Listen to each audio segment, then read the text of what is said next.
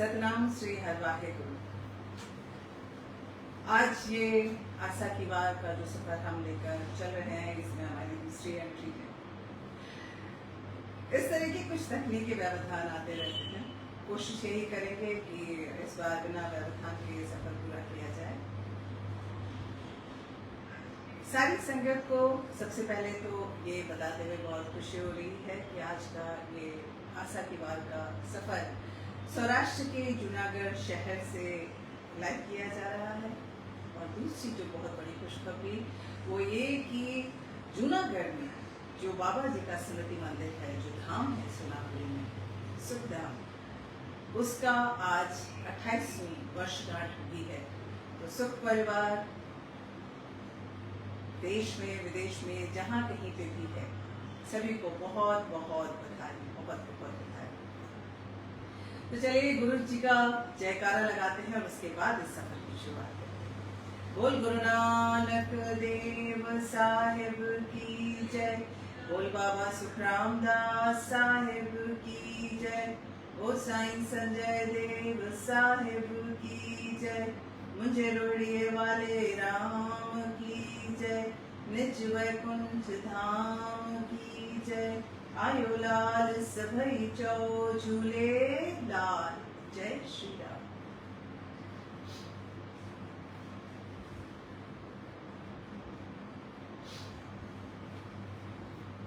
प्यारे साथ संगत जी, पिछली बार हमने जाना था 12वीं पौड़ी का सार। 12वीं पौड़ी में गुरु साहब जी ने फरमाया था, बढ़िया अतय ओमिया विचार अकय विचारिए।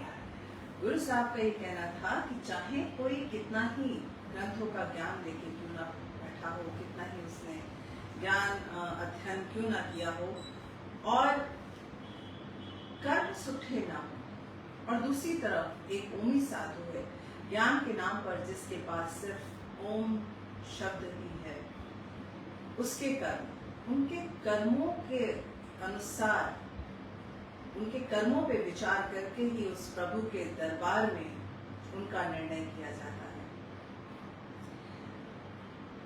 तो घूम फिर के बात यह आती है कि कर्म आपके किस तरह के हों, आपका विचार किस तरह के हों, और सही विचार रखने के लिए, सही ज्ञान प्राप्त करने के लिए गुरु का होना बहुत जरूरी है। गुरु ग्रंथ साहिब जी की वाणी में इस बात पर बार बार जोर दिया गया है। हर गुरु साहिबान ने, साधु संतों दरवेशों ने अपनी वाणी के माध्यम से सारी संगत को यही बताने का प्रयास किया है। तो शुरुआत करते हैं 13वीं पौड़ी के साथ जो छंद है उसका सार समझने की। आज 13वीं पौड़ी के साथ में गुरु रामदास साहब जी का एक छंद और साथ में दो बहुत ही महत्वपूर्ण श्लोक हैं गुरु नानक देव साहब जी के। तो चलिए पहले गुरु रामदास साहब जी की वाणी का सार समझते हैं। आशा महला चौथा। जिन मस्तक धुर हर लिखिया, तिना सतगुरु मिलिया राम राजे। गुरु साहब सबसे पहले उस भगवान की स्तुति करते हुए कहते हैं कि हे सर्वत्र व्याप्त राजा राम, आपको मेरा प्रणाम है। उनको याद करके गुरु साहब कहते हैं कि जिन व्यक्तियों के माथे पर, उनके भाग्य में प्रभु लिखते हैं, लिख कर भेजते हैं, ऐसे ही मनुष्यों को सतगुरु प्राप्त होते हैं। सबके भाग्य में नहीं होता सतगुरु का मिलना, सतगुरु से ज्ञान प्राप्त करना। जो अच्छे कर्म करते हैं पिछले जन्म में, इसीलिए मैंने आपको 12वीं पौड़ी की वो पंक्ति का सार बताया कि जिनके कर्म अच्छे होते हैं, जिनकी सोच अच्छी होती है, वो अपने भाग्य में, अपने मस्तक पर भगवान के द्वारा लिखा के आते हैं कि इस जन्म में उन्हें सतगुरु मिलेंगे जो उन्हें सही रास्ता बताएंगे कि प्रभु परमात्मा में विलीन कैसे होना है, मोक्ष कैसे प्राप्त करना है। तो गुरु साहब अपने अगली पंक्ति में फरमाते हैं, अज्ञान अंधेरा कटिया, गुरु ज्ञान घट बलिया। कहते हैं और गुरु साहब जब हृदय के अंदर ज्ञान की रोशनी जगाते हैं, गुरु ज्ञान घट बलिया, बलिया मतलब जलाना। जब ज्ञान की रोशनी जलाते हैं, अज्ञान अंधेरा कर गया, तब अज्ञान का अंधेरे का विनाश होता है। जब अंधेरा छटता है तब हमें सब चीजें सही से दिखनी शुरू होती हैं कि कौन क्या है, कैसा है, बनावट कैसी है, किसने बनाया है, कैसी संरचना है। और जब ये अंधेरा, अज्ञान का अंधेरा छटता है, तब हमें उस प्रभु परमात्मा की बनाई हुई सुंदर सी सृष्टि नजर आती है, उसका ये कौतुक नजर आता है, उसकी ये करामात नजर आती है। और गुरु साहब आगे कहते हैं, हरे लधा रतन पदार्थ हो, फिर बहुत न चलेगा। कहते हैं और जब ये अंधेरा छटना शुरू होता है और हमें सब दिखना शुरू होता है, तब हमें हरि नाम का अनमोल पदार्थ प्राप्त होता है। तब हम समझ पाते हैं कि प्रभु के नाम का ये जो रतन हमारे हाथ में हमारे गुरु साहब ने दिया है, वो कितना कीमती है। ये तो उन्होंने हमें वहां जाने का खजाना दे दिया है, रास्ता बता दिया है। और ये ऐसा रतन है, ये ऐसा खजाना है जो एक बार मिल जाए फिर गुम नहीं होता। इसकी यही खासियत है कि जिसको इसकी वक्त पता चल जाए, जिसको इसकी वैल्यू मिल जाए, वो इसे कभी छोड़ना भी नहीं चाहेगा। सबसे अनमोल पदार्थ प्रभु का नाम। तो गुरु साहब कहते हैं और ये तभी मुमकिन हो पाता है जब गुरु साहिबान आपके हृदय के अंदर ज्ञान की रोशनी बरते हैं। और ज्ञान का अंधेरा छटता है, तब हमें प्रभु नाम का सही इसका मूल्य पता चलता है कि कितना अनमोल पदार्थ हमारे हाथ में गुरु साहिबान ने दिया है। और आगे गुरु साहब कहते हैं कि ये वो पदार्थ है जब नानक नाम आराध्या आराध हर मिलया। कहते हैं कि जिस सेवक ने नाम की आराधना कर ली, ये जो अनमोल खजाना उसके हाथ लगा है, उसके नाम का खजाना उसने जपा और उसका भंडार अपने साथ जोड़ा, तभी कहते हैं कि वो मनुष्य, उसको तो मानो पूरा हरि ही प्राप्त हो गया हो। जिन नानक नाम आराध्या, जिन्होंने नाम की आराधना की है, आराध हरि मिलिया, वो आराधते आराधते वो प्रभु को ही प्राप्त कर लेते हैं। तो प्रभु को प्राप्त करने की जो कुंजी है, जो चाबी है, वो है प्रभु का नाम। और इसकी दात हमें कौन बख्शता है? वो हमें सतगुरु बख्शते हैं। अब श्लोक महला पहला, गुरु नानक देव साहब जी की वाणी।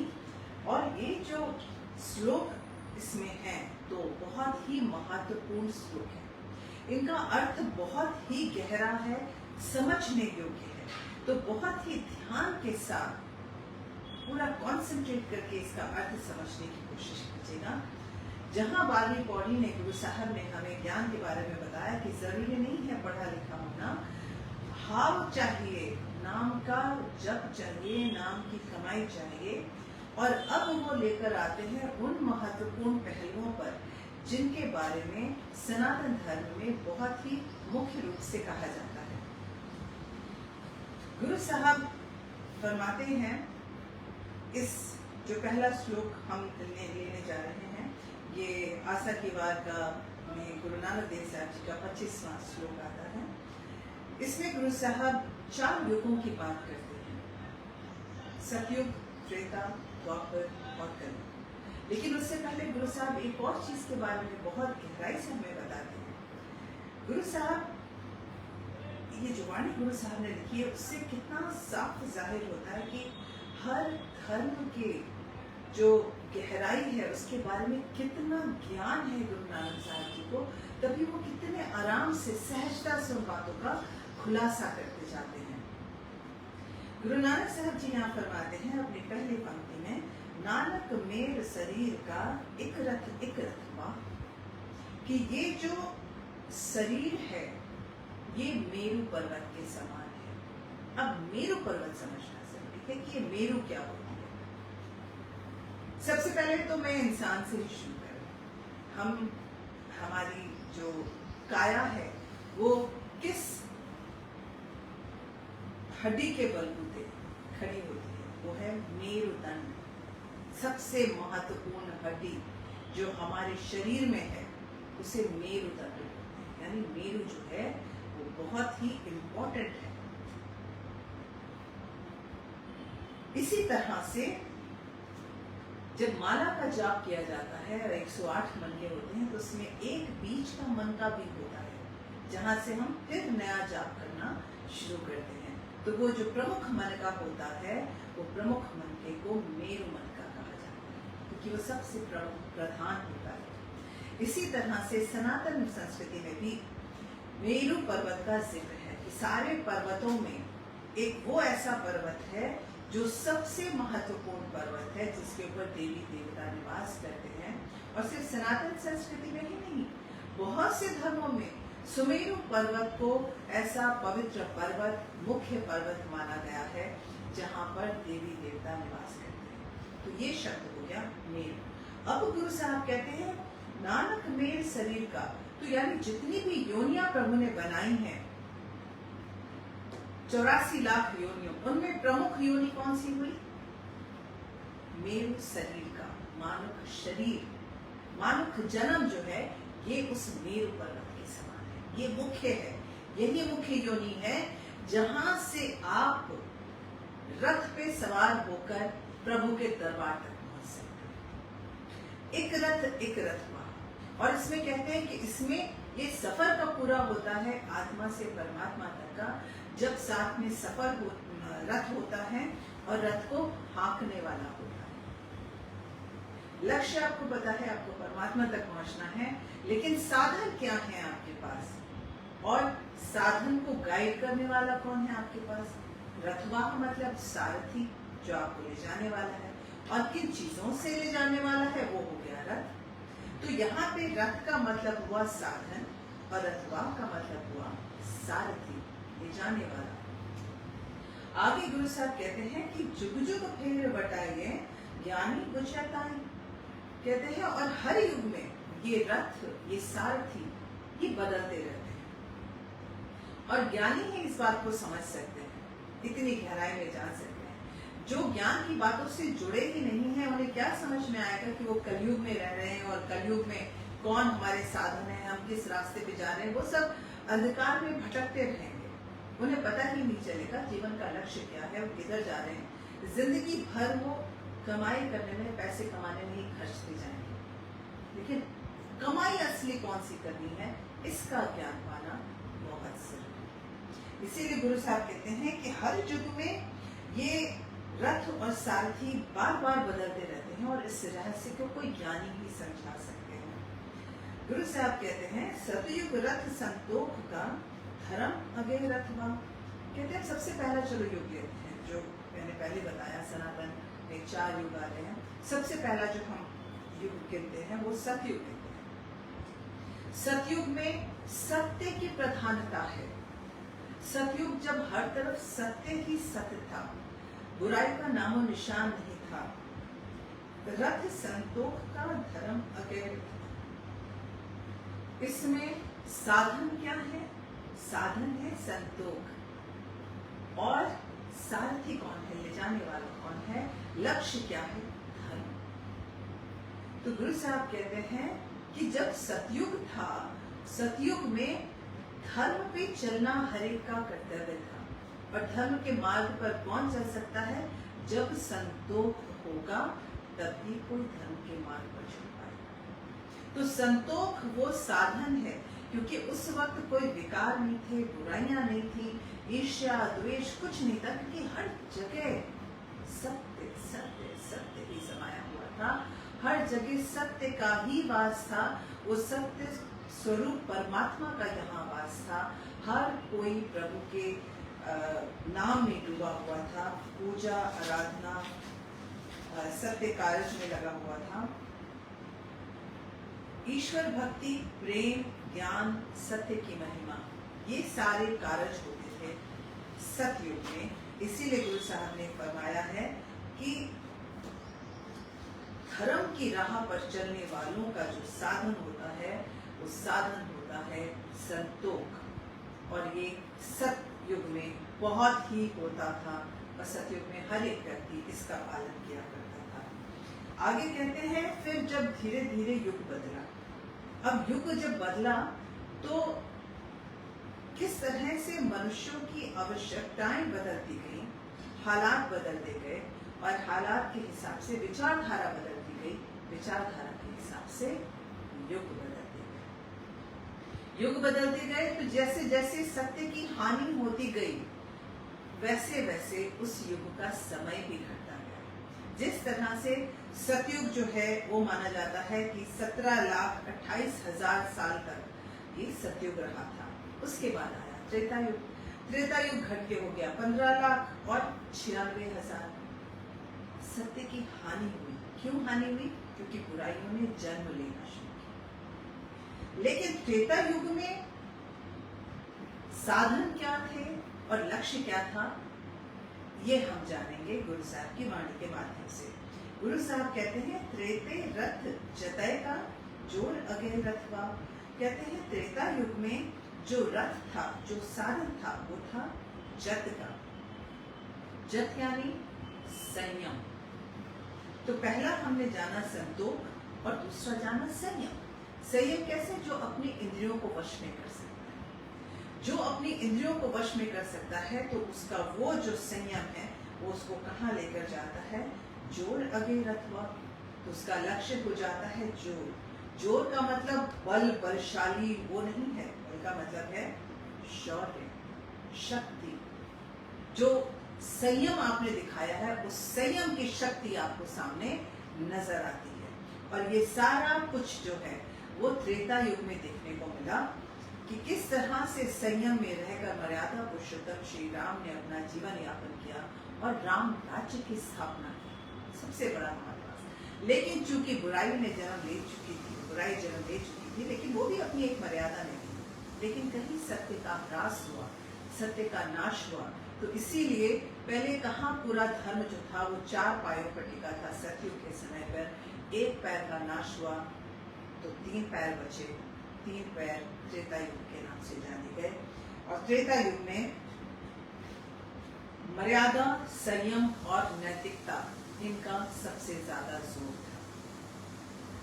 आगे गुरु साहब फरमाते हैं द्वापर रथ तपय का सत अगय रथवा। द्वापर का युग जब आया तो सत्य की और हानि। धर्म का जो श्वेत बैल खड़ा हुआ था उसका 1 पैर और कम हो गया। अब वो 2 पैरों पे खड़ा और वो द्वापर युग कहलाया। द्वापर रथ तपय का सत अगय रथवा। अब जब यहाँ पर द्वापर में साधन क्या बताए हैं गुरु साहब ने? तप, तपस्या, साधना। और साधना के समय में बहुत सहना पड़ता है, बहुत शरीर को कष्ट देना पड़ता है। और ये कष्ट के बाद लक्ष्य क्या मिलता है? कहते हैं सत अगे रथवा। और यहाँ सत का मतलब जो है वो, अगर हम गुरु ग्रंथ साहिब जी की वाणी लेकर चलें तो गुरु ग्रंथ साहिब की वाणी में सत का 2 तरह से जो है वो उल्लेख आया है। एक उल्लेख यहाँ पर है दान। कहा गया है कि सत का एक अर्थ होता है दानी। जैसे सुनिए सत संतोख ज्ञान, सुनिए 68 का स्मरण। सत संतोख ज्ञान, सत यानी दान। तो एक अर्थ आता है सत का दान, यानी जो दानी पुरुष है, जो आपके हाथ से जाता है, जो आप देते हैं। और दूसरा सत का अर्थ है स्वच्छ आचरण, धर्मोचित आचरण, यानी उच्च श्रेणी का आचरण। तो अगर आप द्वापर के हिसाब से चलते हैं, जब आपके पास तप का साधन है, तप का आपके पास साधना का आपके पास जो साधन है, तप का, तपस्या का, तो वो आपको कहाँ लेके जाता है? उच्च आचरण पे लेकर जाता है। यह हमें साफ बताता है कि द्वापर युग में जब श्री कृष्ण जी आए थे तो धर्म की स्थापना के लिए आए, धर्म को वापस करने के लिए आए थे, क्योंकि बुराइयां बहुत सर उठाने लग गई थी और ये बुराइयां इतनी बढ़ गई थी कि उस वक्त धर्म की स्थापना जरूरी थी। और धर्म की स्थापना तभी हो सकती है जब जितने भी वहाँ के सामाजिक प्राणी हैं वो उच्च आचरण का पालन करें। और उच्च आचरण का पालन तभी कर पाएंगे जब तप साधना का वो मार्ग अपनाएंगे। आगे गुरु साहब कहते हैं कलयुग रथ अगन का कूड़ अगे रथवा। अब आता है कर्म। तो हमने द्वापर में क्या जाना कि तप, सहना, धर्मोचित आचरण और नीति। त्रेता में था नैतिकता, द्वापर में जुड़ गई नीति। ये भी हमें देखना जरूरी है, क्योंकि अगर हम नैतिकता से ही बुराई का द्वापर में भी सामना करते रहेंगे, जब बुराइयां बहुत सर उठा चुकी हैं, उस वक्त नीति की बहुत जरूरी है, लेकिन नीति के साथ उच्च आचरण भी बहुत जरूरी है। ये खासियत है द्वापर युग की। और अब आता है कलयुग। कलयुग की भी बड़ी स्पष्ट व्याख्या गुरु नानक देव साहब जी ने अपनी वाणी के माध्यम से की है। गुरु साहब कहते हैं कलयुग रथ अग्नि का, अग्नि किसकी?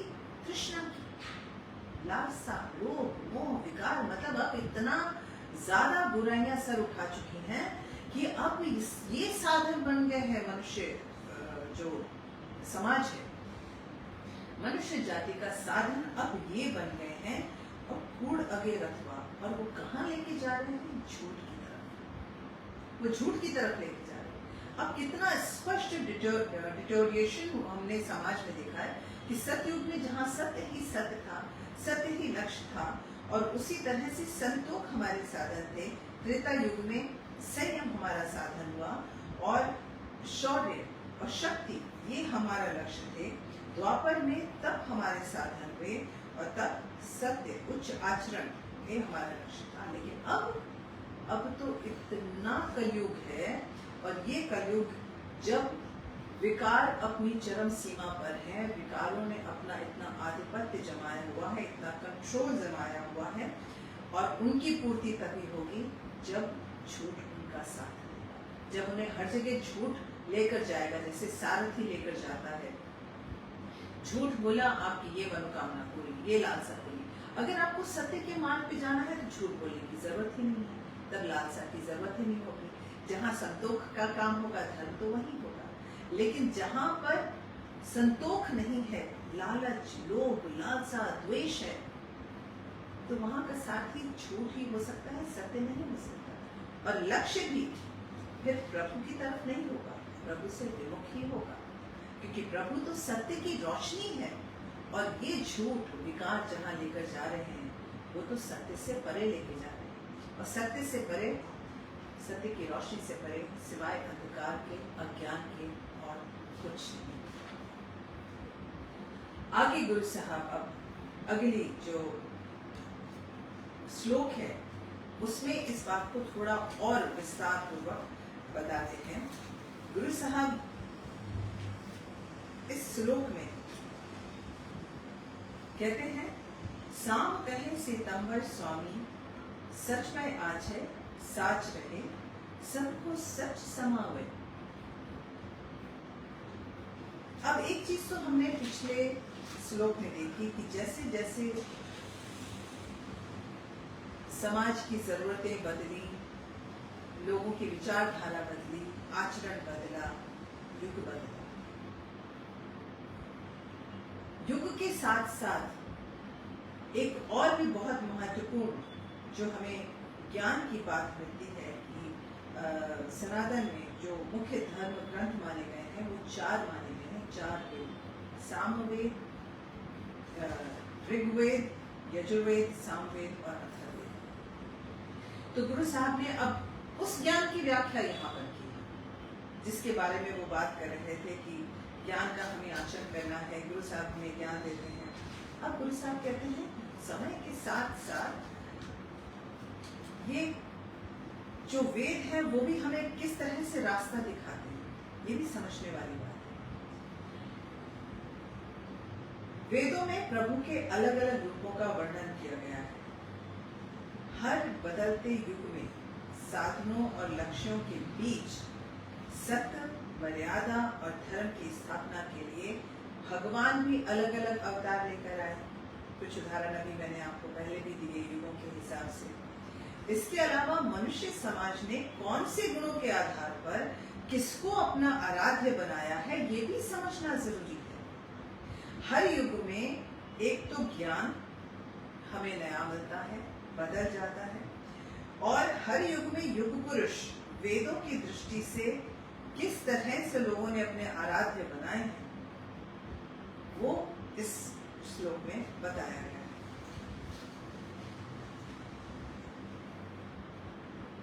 साम कहे सेतंबर स्वामी। सामवेद में एक बहुत ही जो ब्रह्म वाक्य मिलता है,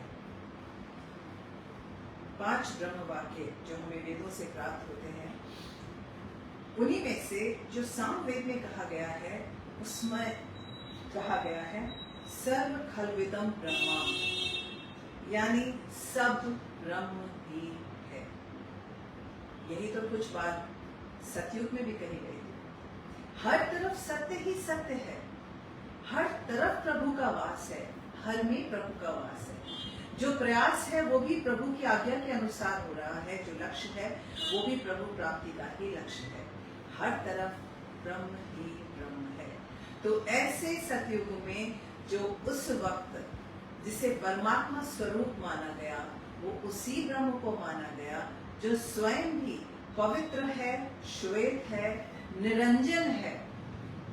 और अगर हम उसको साकार रूप में अपने साकार रूप में देखना चाहें तो वो ऐसा परमात्मा है जो श्वेत वस्त्र पहने हुए है। सर्व खल्विदम ब्रह्मा, सब ब्रह्म ही है। हर तरफ बस सत्य ही सत्य, सत्य का प्रकाश, सत्य का वास, सत्य सनातन ब्रह्म की इस रचना में सत्य के सिवाय कुछ नहीं। पवित्र निर्मल निरंजन श्वेत रंग की तरह बिल्कुल उजला, ना तो कहीं कोई विकार, ना कोई मैल, सब सत्य की तरह साफ, निष्कपट, पवित्र।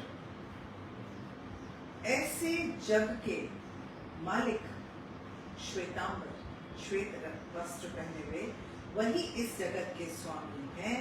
और श्वेतांबर, जब हम पुराणों में विष्णु भगवान के 24 अवतारों का जिक्र करते हैं, उसका पढ़ते हैं, तो हमें पता चलता है कि उनका एक अवतार हंसा अवतार भी था, जो श्वेत में रहता था। और वहीं से श्वेतांबर, दिगंबर, परशुराम, वो थोड़ा अलग रास्ता हो जाएगा, लेकिन हम यहाँ पे यही समझते हैं कि सामवेद में बताया गया है परमात्मा को उस श्वेत वस्त्र पहने हुए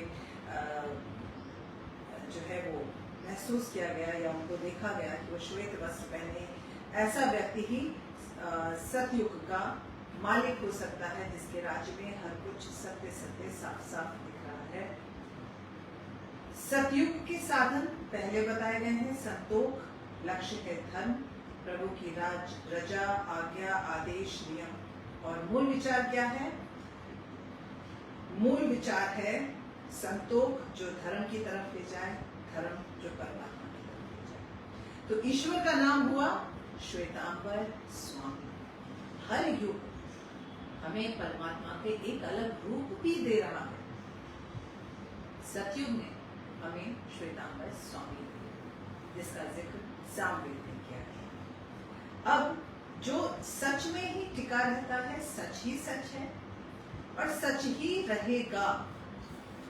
सबको सच समावे, और जो कुछ सच वहां पे है वो सब कुछ उसी सच में समा जाता है।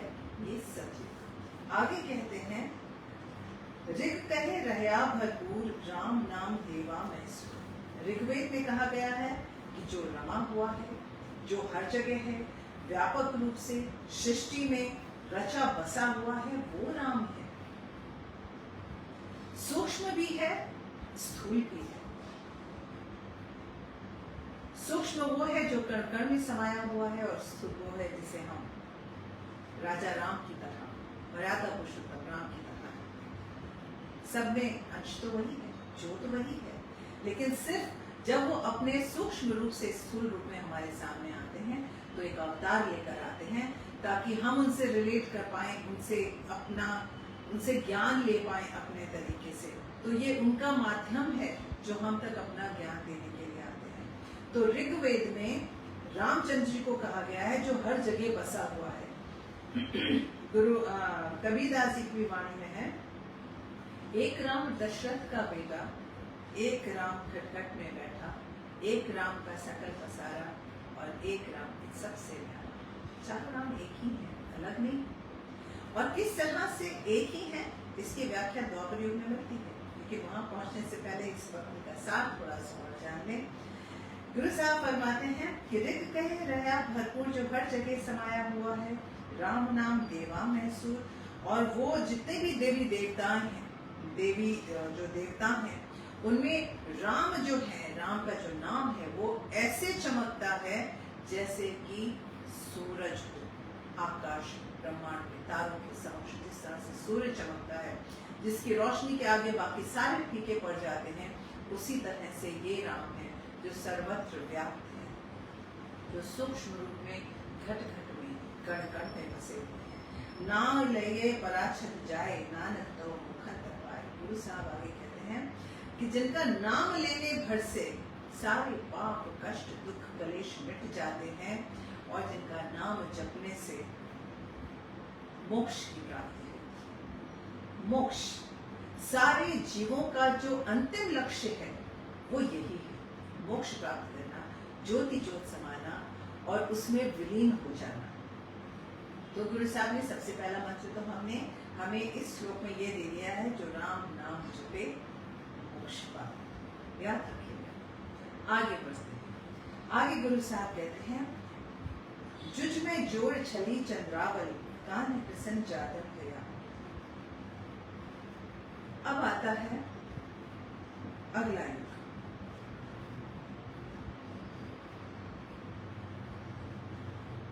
यजुर्वेद में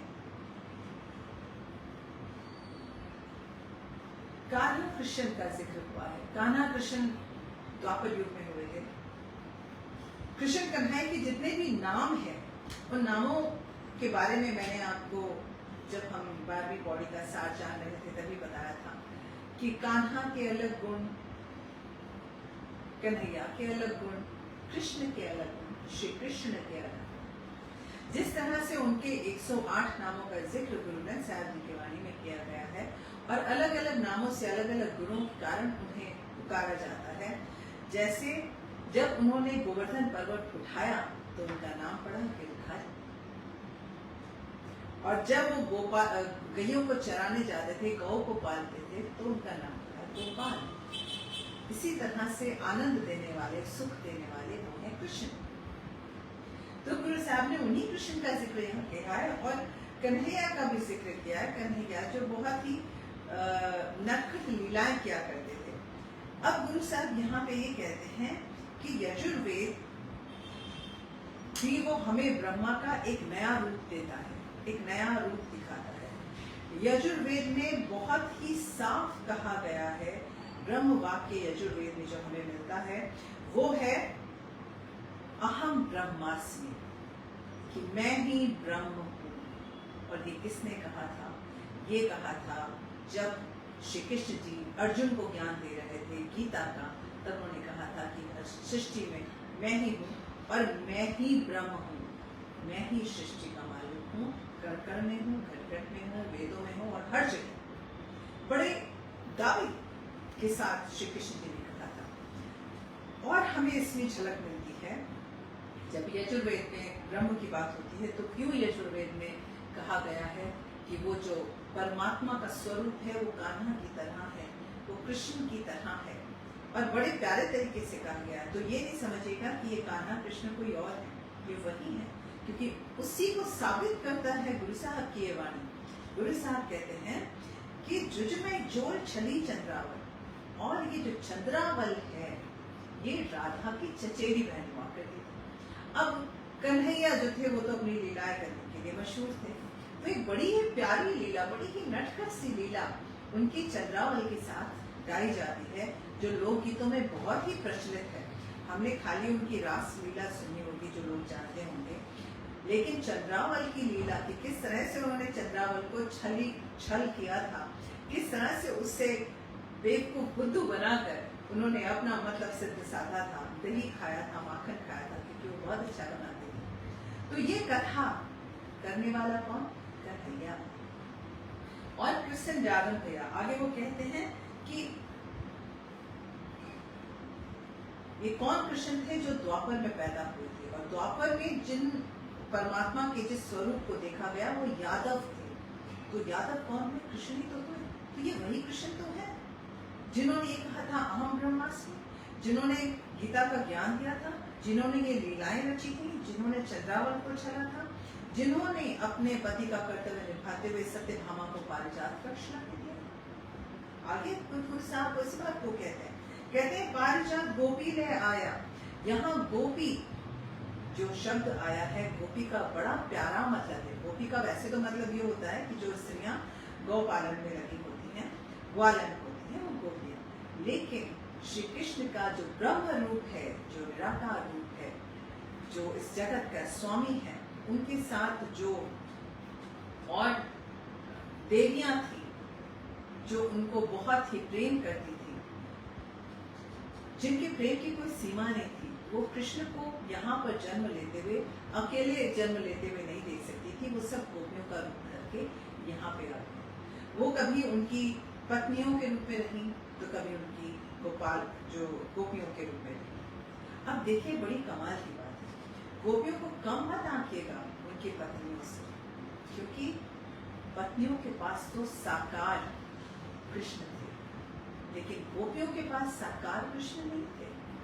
गोपियां प्यार में, उनकी पराकाष्ठा देखिए प्यार में, कि वो बस हर जगह कृष्ण को महसूस किया करती थी। और इसी तरह से तो कृष्ण की वो लीलाएं होती थी कि जहाँ कृष्ण तो स्वयं राधा के साथ नाचते थे, लेकिन जितनी भी गोपियां थी वो सिर्फ उस प्रेम के कारण उनको अपने समक्ष उसी तरह से साकार महसूस करती थी, अनुभव करती थी, और बस उसी में खुश रहती थी। तो उनके प्रेम की पराकाष्ठा देखो। इसलिए गोपियों का भी वही स्थान है जो उनकी पत्नी का स्थान। लेकिन जब पारिजात का जिक्र आता है तो पारिजात का नाम जुड़ता है सत्यभामा के साथ। तो वही कृष्ण है जिन्होंने सत्यभामा को पारिजात वृक्ष ला के दिया था।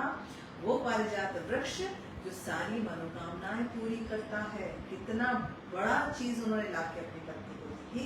और आगे वो कहते हैं वृंदावन में रंग किया, और वृंदावन में जिस तरह से उन्होंने रंग जमाया था, जिस तरह से अपनी लीलाएं रची थी, कभी नटखट लीलाएं, कभी प्रेम लीलाएं, कभी रास लीलाएं, और हर तरह से वो कोई ना कोई संदेश देके गए कि किस तरह से अपने प्रभु के प्रेम में डूबो कि हर जगह बस प्रभु ही प्रभु नजर आए।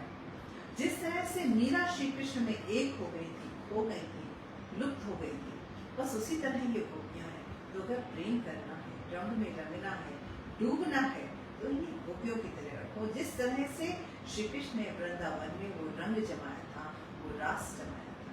ये प्रेम की पराकाष्ठा की जिक्र हो रहा है, गुरु साहब अपने इस वाणी के माध्यम से हमें बता रहे हैं।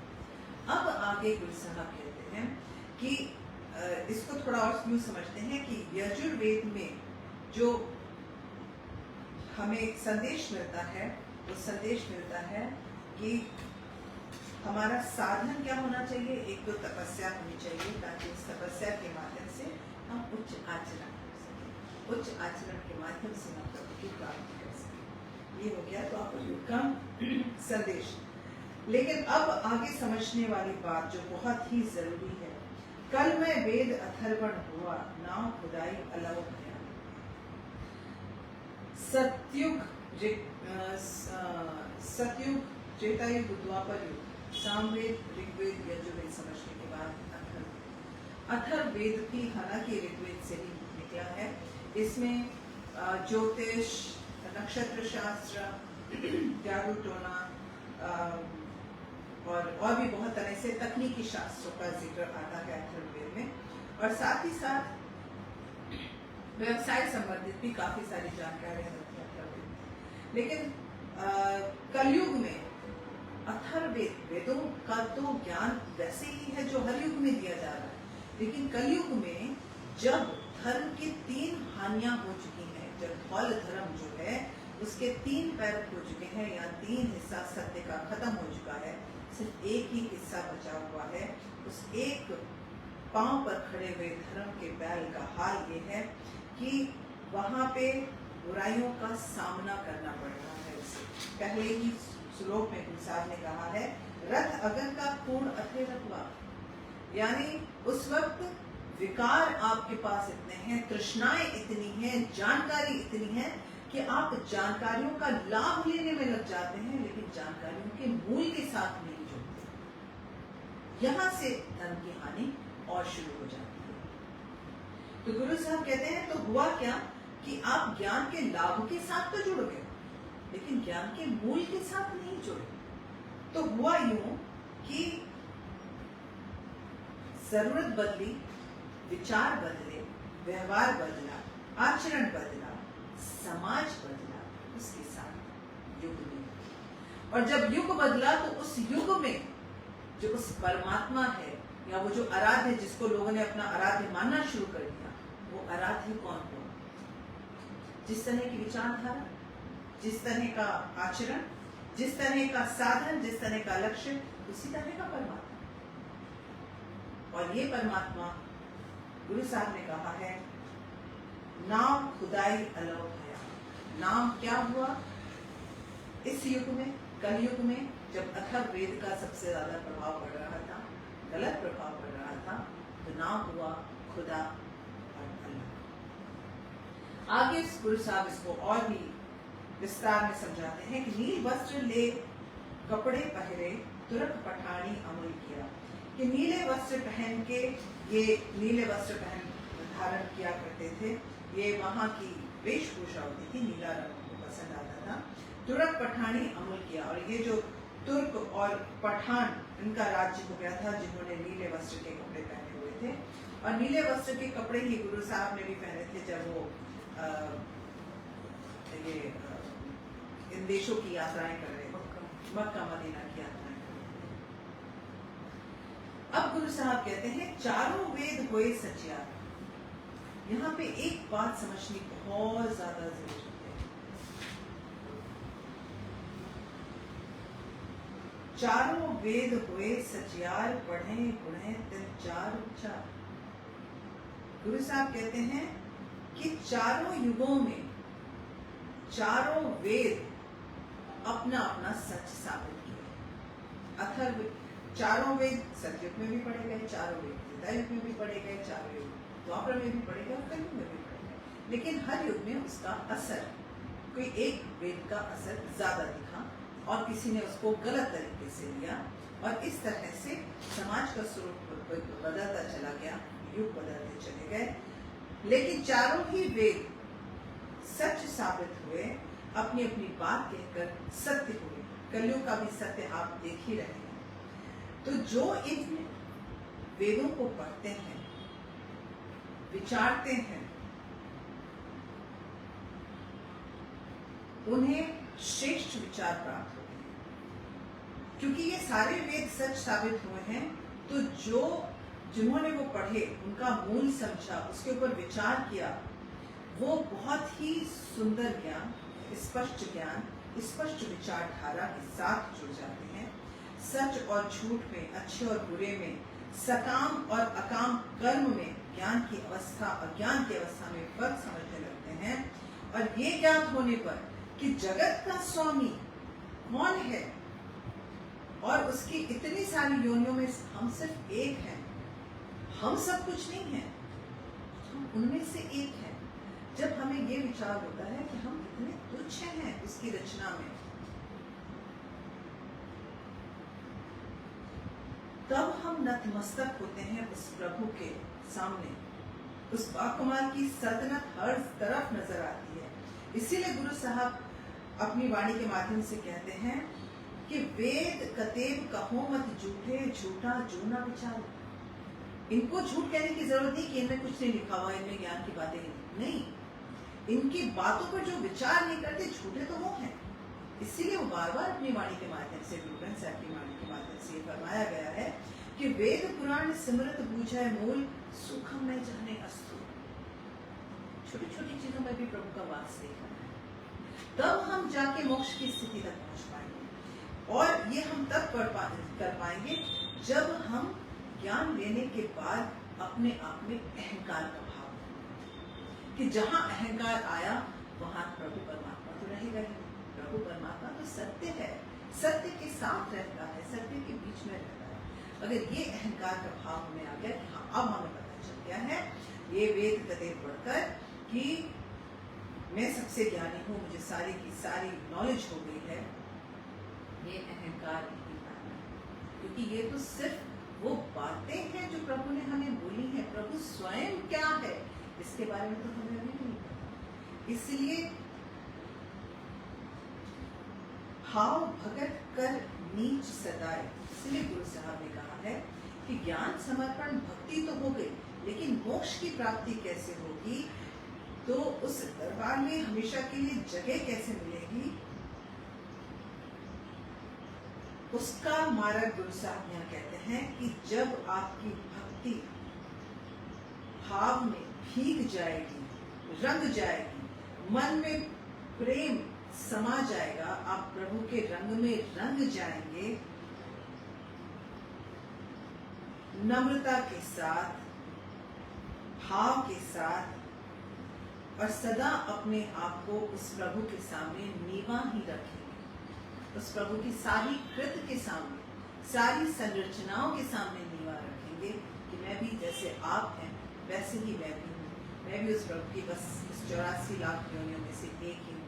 जब आपके अंदर उस तरह का भाव आएगा और आप अपने आप का पूर्ण समर्पण कर देंगे उस प्रभु के आगे, उसके रंग में रंग जाएंगे, एक रूप हो जाएंगे, तब जाके आपको मोक्ष की प्राप्ति। भाव भगत कर नीच सदाए तव नानक मुखंतर पाए। जब भक्ति भाव के साथ आएगी और उसके साथ ही नीवा होने का भाव मन में जुड़ेगा, पूर्ण समर्पण होगा, गुरु नानक देव साहब कहते हैं मोक्ष की प्राप्ति करनी। मोक्ष प्राप्ति के 2 साधन बताए हैं हमें इस श्लोक में। गुरु साहब ने कहा है नालय पराचत जाए नानक तव मुखंतर पाए, दूसरा भाव भगत कर नीच सदाए तब नानक मुखंतर पाए, कि एक तो हमें नाम लेना है ताकि हमारे पाप धुल जाए, कष्ट धुल जाए, दुख कर जाए, और दूसरा जब हम इस तरह के नाम के साथ जुड़े, प्रभु की भक्ति करें, तो समर्पण पूर्ण हो, भाव पूर्ण हो, ताकि मोक्ष की पूर्ण प्राप्ति होए।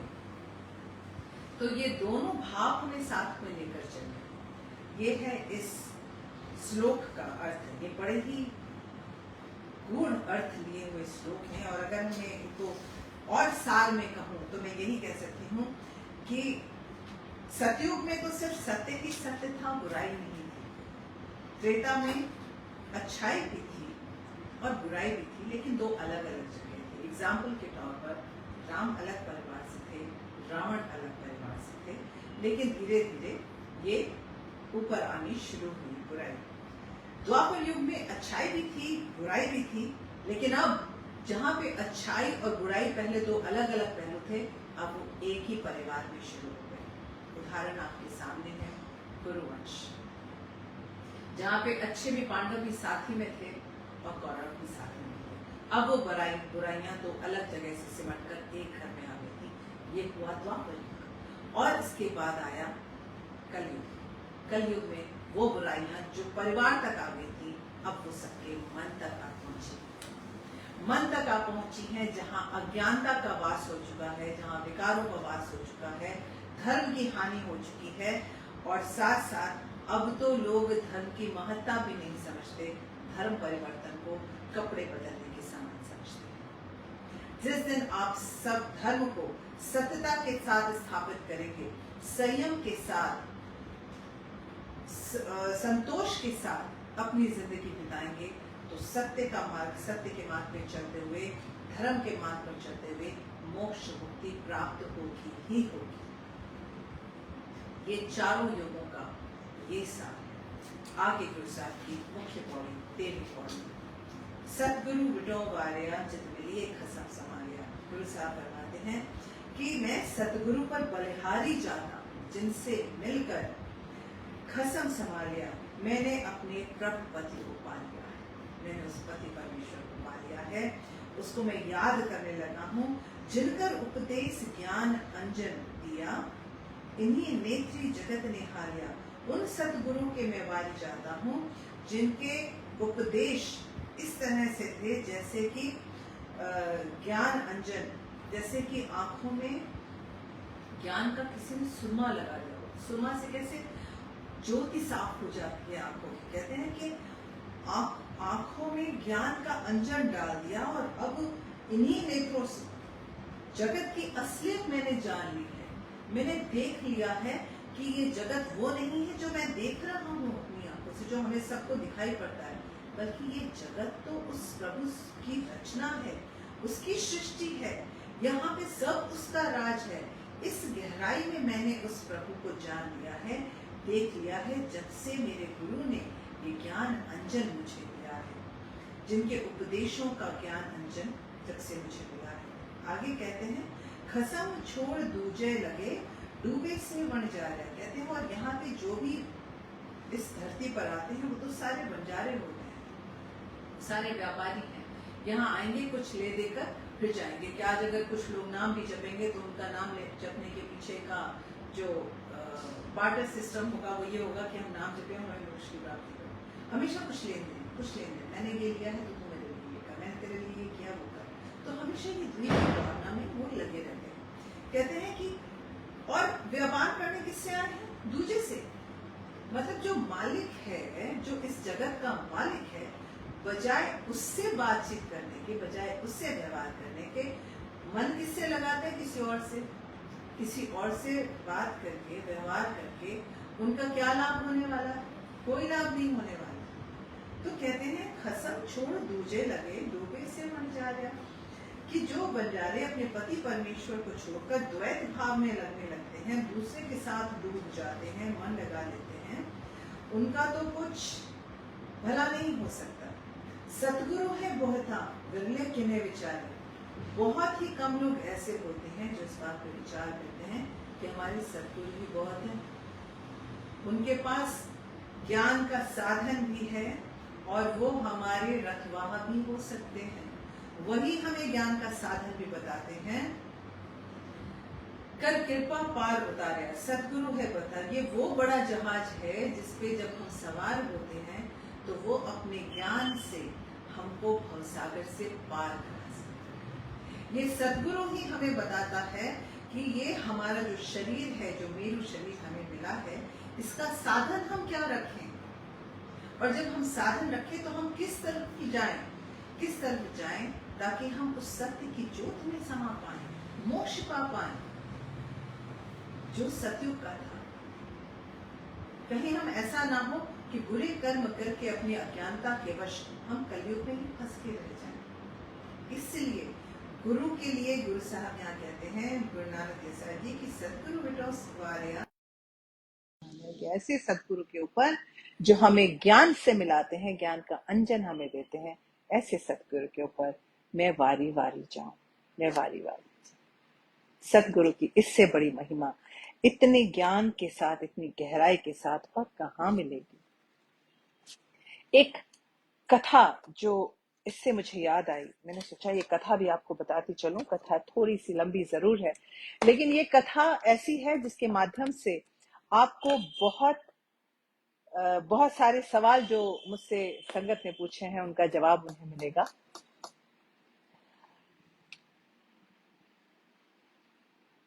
ये सवाल जो हैं वो हैं धर्म के प्रति, कर्तव्यों के प्रति, आचरण के प्रति और प्रभु से जुड़ने के प्रति।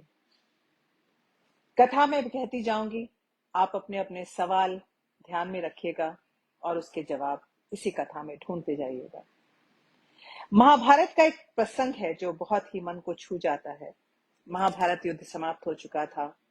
हर तरफ युद्ध भूमि में योद्धाओं के कटे फटे वस्त्र, मुकुट, शस्त्र, टूटे रथ, ये सब बिखरे हुए थे। वायुमंडल में बहुत घोर उदासी थी। वहां पर द्वापर के सबसे महान योद्धा भीष्म पितामह शरशैया पर पड़े हुए थे और सूर्य के उत्तरायण होने की प्रतीक्षा कर रहे थे, अकेले पड़े हुए उस युद्ध भूमि में। तभी उनके कानों में एक चिर परिचित ध्वनि शहद घोलती हुई पहुंची। प्रणाम पितामह। भीष्म जो उस शरशैया पर लेटे हुए थे और उत्तरायण की प्रतीक्षा कर रहे थे, क्योंकि उनको इच्छा मृत्यु का वरदान मिला हुआ था। और जब ये युद्ध प्रारंभ हुआ था तो उस वक्त दक्षिणायन था, और कहते हैं उत्तरायण में प्राण त्यागने से प्रभु की प्राप्ति होती है, स्वर्ग की प्राप्ति होती है। तो वो भी उत्तरायण का इंतजार कर रहे थे। तो भीष्म चूंकि अकेले थे, होंठ प्यास से सूख गए थे, लेकिन आवाज पहचान गए। बोलते हैं, आओ देवकी नंदन, स्वागत है तुम्हारा, मैं बहुत देर से तुम्हें याद कर रहा था। तो कृष्ण बोले, क्या कहूं पितामह, अब ये भी नहीं पूछ सकता कि आप कैसे हैं। भीष्म चुप रहे। उसके बाद बोले कि युधिष्ठिर का राज्याभिषेक करा दिया, तो भाई अब तुम ख्याल रखना, क्योंकि कुरु परिवार तो अब बड़े बुजुर्गों तो रहे नहीं वहां पे, सबके सब यहाँ मारे गए हैं, तो अब तुम ही हो जो उन्हें सही रास्ता दिखा सकते हो, सबसे ज्यादा जरूरत तुम्हारी होगी इस वक्त। कृष्ण चुप रहे।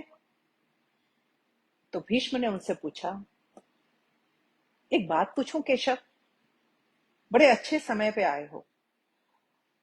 अब चूंकि उत्तरायण होने वाला है, आने वाला है, हो सकता है अब ये शरीर त्याग दूं, लेकिन जाने से पहले एक सवाल पूछना चाहता हूं, हो सकता है मेरा भ्रम समाप्त हो जाए। कृष्ण बोले, कहिए पितामह। भीष्म बोले, एक बात बताओ प्रभु, तुम तो ईश्वर हो ना। कृष्ण ने बीच में टोका, कहते, नहीं पितामह, मैं ईश्वर थोड़े हूं, मैं तो आपका पौत्र हूं पितामह, ईश्वर नहीं। उस घोर पीड़ा में भी भीष्म हंस पड़े। बोले, अपना जीवन का तो मैं कभी आकलन नहीं कर पाया कि मैं क्या कर रहा हूं, सही कर रहा हूं या नहीं, लेकिन अब इस धरा से जा रहा हूं कन्हैया, अब तो ठगना छोड़ दे, अब तो सच बता दे, ईश्वर है ना।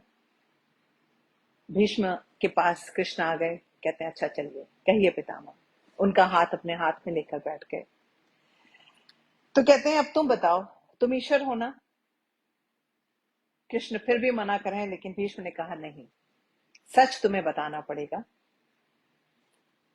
कृष्ण ने स्वीकार किया। कहते, अब एक बात बताओ, इस युद्ध में जो हुआ वो ठीक था क्या। तो कृष्ण ने पूछा, किसकी ओर से पितामह। पांडवों की ओर से। सबका अपना सत्य होता है, मेरा अपना सत्य होगा, आपका अपना सत्य, और सत्य का अपना सत्य, उसका स्वरूप अलग होता है। तो कृष्ण कहते हैं कि किसकी ओर से पितामह, पांडवों की ओर से। तो भीष्म कहते हैं कि नहीं, कौरवों के कामों पे तो अब क्या बात करूं, कुछ कह नहीं सकता, लेकिन पांडवों की ओर से भी जो हुआ वो सही हुआ क्या, कि भाई दुशासन की छाती का चीरा जाना, जयद्रथ द्रोणाचार्य के साथ छल, निहत्थे कर्ण का वध, वगैरह वगैरह। तो कहते हैं कृष्ण कि इसका उत्तर मैं कैसे दे सकता हूं, जिन्होंने किया है आप उनसे पूछिए। तो उन्होंने कहा, नहीं, नाम उनका है, बस खाली किया तो तुम्ही ने है। तुम ही हर जगह इस कुरुक्षेत्र के युद्ध में थे, करने वाले भी तुम ही, करवाने वाले भी तुम ही थे, तो तुम ये सब क्यों करवा रहे थे। कृष्ण कहते हैं, मैंने ये युद्ध नहीं किया, मैंने तो धनुष भी अपने हाथ में नहीं लिया। तो कहते हैं कि नहीं, भले तुमने धनुष अपने हाथ में नहीं लिया हो, लेकिन तुम्हें पता था कि इस युद्ध का निर्णय क्या होने वाला है, लेकिन उसके बाद भी तुमने युद्ध नहीं रोका। तो श्री कृष्ण कहते हैं, कुन्य पितामह, बुरा कुछ नहीं हुआ, कुछ अनैतिक नहीं हुआ, वही हुआ जो होना चाहिए था। तो भीष्म कहते हैं कि तुम कह रहे हो, तुम तो विष्णु के अवतार हो, राम, मर्यादा पुरुषोत्तम राम का अवतार कृष्ण कह रहा है, ये छल तो किसी भी युग में हमारे सनातन संस्कारों का अंग ही नहीं है, तो फिर ये उचित कैसे है। तो श्री कृष्ण जी कहते हैं कि हर युग अपने तर्कों, अपनी आवश्यकता के आधार पर अपना नायक चुनता है। राम त्रेता युग के नायक थे, मेरे भाग में द्वापर आया है। हम दोनों का निर्णय एक सा नहीं हो सकता पितामह। राम और कृष्ण की परिस्थितियों में बहुत अंतर है। राम के युग में खलनायक भी रावण जैसा शिव भक्त होता था। उस वक्त श्राप के कारण उसने क्या किया वो अलग बात है, उसने अहंकार के कारण क्या किया ये अलग बात है, लेकिन उसने मर्यादा नहीं त्यागी, उसका ज्ञान भी उतना ही तेज। आज भी अगर सबसे बड़े शिव भक्तों का नाम लिया जाता है तो रावण का नाम पहले आता है। तो आगे वो कहते हैं कि तब रावण जैसे, जो हमारा श्री रामचंद्र जी का विरोधी परिवार था, उसमें भी विभूषण, मंदोदरी, माल्यावान जैसे संत होते थे, कितने भी वहां पे तुम नायक देख लो, सब ही बहुत ज्ञानी हुआ करते थे, सत्कर्मी होते थे, तपस्वी होते थे। राम ने उनके साथ कहीं छल नहीं किया। लेकिन मेरे युग में, मेरे भाग में कंस, जरासंध, दुर्योधन, दुशासन, शकुनी, जयद्रथ ऐसे घोर पापी आए। उनकी समाप्ति के लिए हर छल उचित है पितामह। पाप का अंत अवश्य है पितामह, वो चाहे जिस विधि से हो। इसी विधि की बात मैं आपसे कर रही थी कि ये नीति की बातें हैं। त्रेता युग में नैतिकता की बात होती है जो जरूरी थी, द्वापर में नीति की बात होती है। आगे श्री कृष्ण भगवान कहते हैं, भीष्म कहते हैं कि अगर तुमने छल की बात कही तो क्या तुम्हारे इस निर्णय से गलत परंपराएं नहीं प्रारंभ होंगी? क्या भविष्य तुम्हें इन छलों का अनुसरण नहीं करेगा कि आज तुमने ये किया तो भविष्य में लोग भी तुम्हारा करें? और अगर ये करेगा, तुम्हारे जैसे छल करेगा, तो क्या ये उचित होगा? तो श्री कृष्ण जी कहते हैं, ये बात बहुत ध्यान से सुनने के लिए जरूरी है। कहते हैं कि भविष्य तो इससे भी अधिक नकारात्मक आ रहा है पितामह। कलयुग में तो इतने से भी काम नहीं चलेगा। वहां मनुष्य को कृष्ण से भी अधिक कठोर होना होगा, नहीं तो धर्म समाप्त हो जाएगा। जब क्रूर और अनैतिक शक्तियां सत्य एवं धर्म का समूल नाश करने के लिए आक्रमण कर रही हो, तो नैतिकता अर्थहीन हो जाती है पितामह। तब महत्वपूर्ण होती है नीति और लक्ष्य होता है धर्म की विजय, धर्म की स्थापना। भविष्य को ये सीखना होगा। द्वापर युग का संदेश मैंने आपको पहले ही दिया कि इसमें तप की जरूरत है, यानी सहने की जरूरत है। जब आप सहेंगे, उच्च आचरण करेंगे, तभी धर्म की स्थापना कर पाएंगे। वरना आज ये चारों तरफ फैले धर्म परिवर्तन जैसी बातें हमारे समाज का हिस्सा बन जाएंगी और धर्म का नाश होता चला जाएगा। इस धर्म के नाश से हमें अपने समाज को बचाना है। इसलिए बहुत जरूरी है कि अपने सतगुरु से ज्ञान लीजिए, ग्रंथों के साथ जुड़िए, अपने धर्म, अपने संस्कारों के साथ जुड़िए। और इसी कोशिश में हम भी यहाँ पर आशा की वार का सार समझने की कोशिश कर रहे हैं कि आशा की वार में हमारे गुरु साहिबान, हमारे संत जन हमें क्या क्या संदेश देके गए हैं, क्या क्या ज्ञान देके गए हैं, ताकि हम सत्य का आचरण करें और धर्म की राह पर चलें। बोल गुरु नानक देव साहिब की जय। बोल बाबा सुखराम दास साहिब की जय। बोल साईं संजय देव साहिब की जय। मुंज रोड़िए वाले राम की जय। निज वैकुंठ धाम की जय। आयो लाल सभई चौ झूले लाल। जय श्री राम।